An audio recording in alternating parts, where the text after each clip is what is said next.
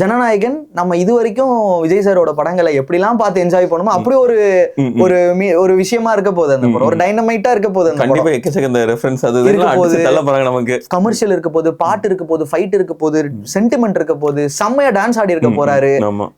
இதுலயே பார்த்தோம் செகண்ட் சிங்கிள்லயே சரியான டான்ஸ். இன்னொன்னு இது வந்து பகவத் கேசரியோட ரீமேக்காவே இருந்தாலும் அந்த படத்தோட கண்டென்ட் செம்மையா இருக்கும். ஒரு சூப்பரான ஒரு கண்டென்ட்டா இருக்கும். அப்போ அந்த மாதிரி ஒரு கண்டென்ட் இருக்க போது செம்ம ஒரு என்ன சொல்ற பிளாஸ்டா இருக்க போகுது. அப்படியே 9ஆம் முடிச்சு 10ஆம் இந்த பக்கவா ஒரு 1965க்கு ப்ராப்பர் பீரியட் டிராமா ஏதோ அகைன் இங்க நடந்த ஒரு சீரியஸான இஷ்யூவை எடுத்து ஒண்ணு பண்றாங்க. கிட்டத்தட்ட 11 வருஷத்துக்கு அப்புறம் சுதா கொங்கரா படம் வருது தியேட்டரிக்கலா.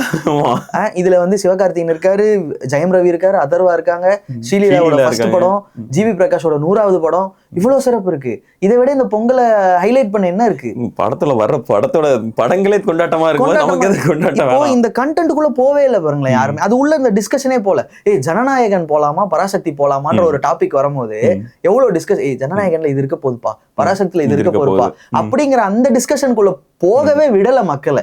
அதுக்கு முன்னாடி குறுக்க இந்த கௌசிக் வந்தான்ற மாதிரி இவரு காலி பண்ண பாக்குறாரு, போயிட்டு இருக்கு.